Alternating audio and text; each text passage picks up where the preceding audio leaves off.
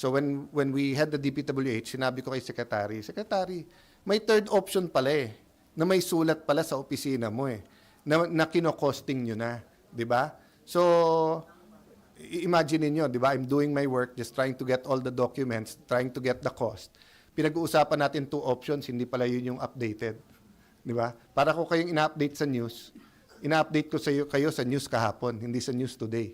No? So, finally nga, yung sulat ni DPWH, I think, set things right. So, the last point I want to make is that it's only now that we have a timeline and overall project cost.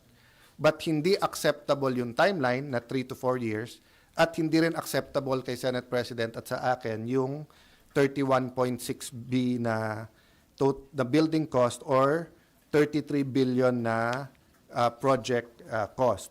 So what we're going to do also para mas mabilis